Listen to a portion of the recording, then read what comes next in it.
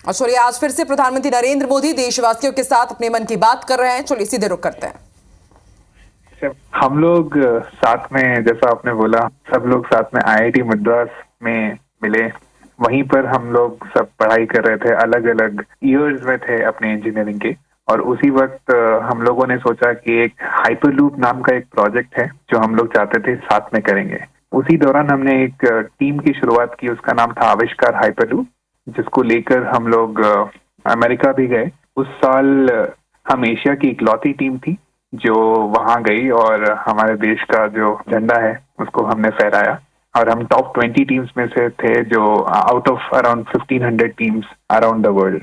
चलिए, आगे सुनने से पहले इसके लिए तो बधाई दे दूं मैं। बहुत बहुत धन्यवाद आपका।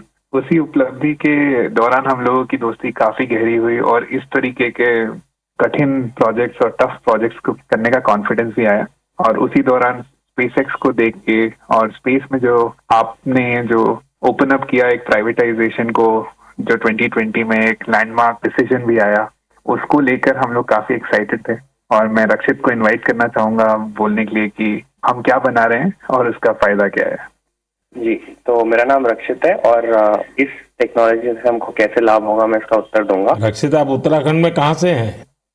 सर मैं अल्मोड़ा से हूँ। तो बाल मिठाई वाले हैं आप? जी सर, बाल मिठाई हमारी फेवरेट है।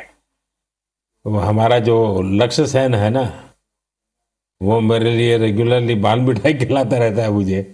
हाँ रक्षित, बताइए।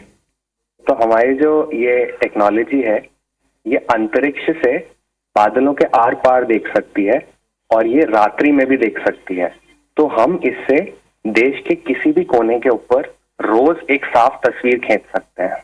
और ये जो डेटा हमें आएगा, इसका उपयोग हम 2 क्षेत्रों में विकास करने के लिए करेंगे। पहला है भारत को अत्यंत सुरक्षित बनाना।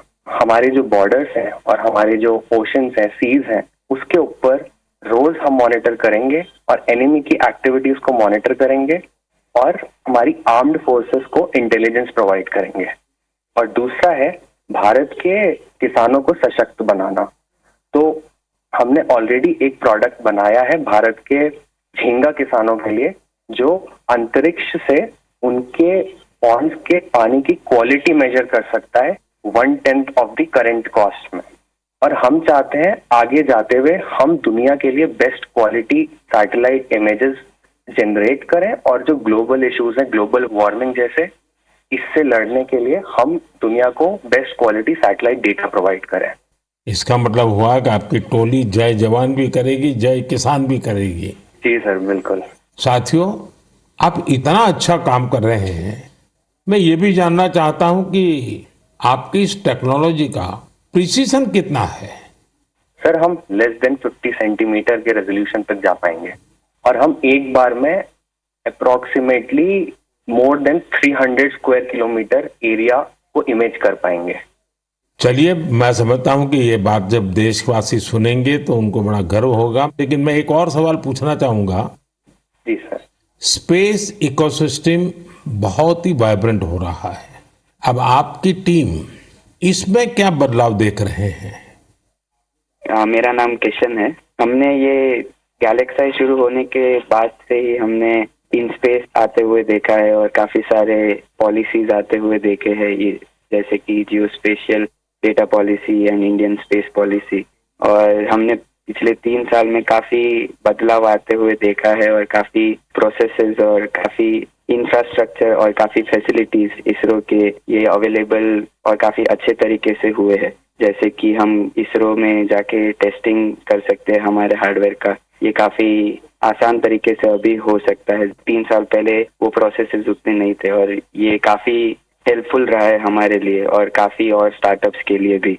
और रीसेंट एफडीआई पॉलिसीज की वजह से और ये फैसिलिटीज अवेलेबिलिटी की वजह से और स्टार्टअप्स को आने के लिए काफी इंसेंटिव है और ऐसे स्टार्टअप्स आके काफी इजीली और काफी अच्छे से डेवलपमेंट कर सकते हैं ऐसी फील्ड में जिसमें यूजुअली डेवलपमेंट करना बहुत कॉस्टली और टाइम कंज्यूमिंग रहता है। बट करंट पॉलिसीज और इन स्पेस के आने के बाद काफी चीजें आसान हुई है स्टार्टअप्स के लिए। मेरे मित्र डेनियल चावड़ा भी इस पे कुछ और बोलना चाहेंगे। डेनियल, बताइए।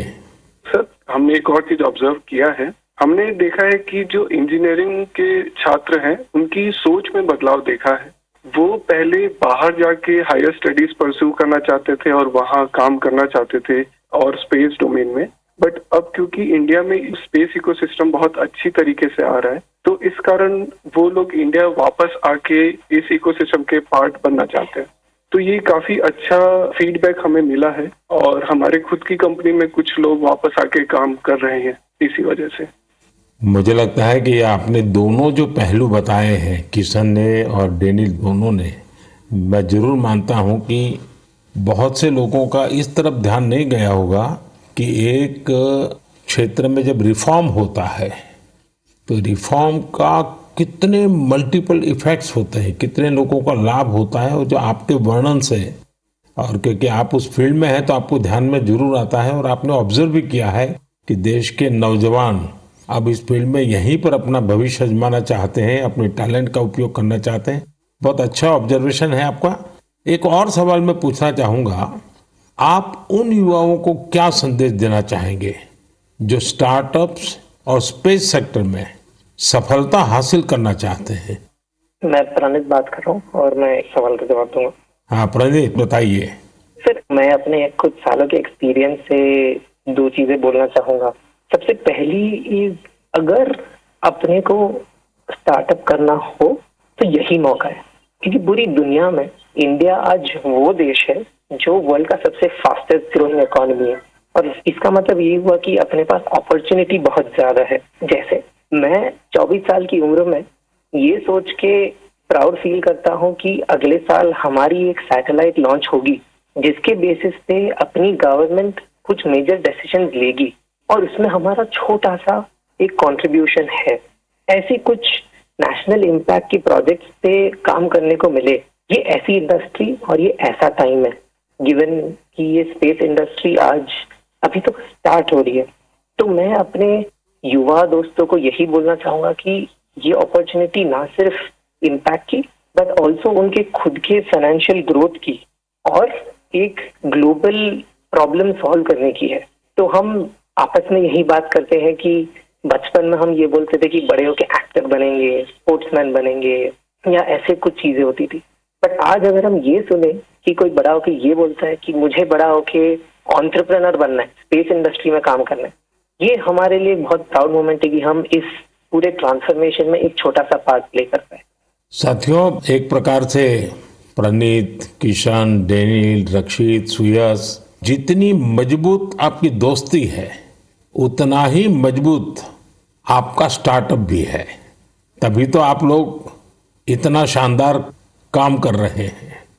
मुझे कुछ साल पहले आईआईटी मद्रास जाने का अवसर मिला था और मैंने उस संस्थान के एक्सेलेंस को खुद अनुभव किया है। और वैसे भी आईआईटी के संबंध में पूरे विश्व में एक सम्मान का भाव है और वहाँ से निकलने वाले हमारे लोग जब भारत के लिए काम करते हैं तो जरूर कुछ न कुछ अच्छा कंट्रीब्यूट करते हैं। आप सभी को और स्पेस सेक्टर में काम करने वाले दूसरे सभी स्टार्टअप्स को मेरी बहुत बहुत शुभकामनाएं हैं। और आप पांचों साथियों से बात करके मुझे बहुत अच्छा लगा।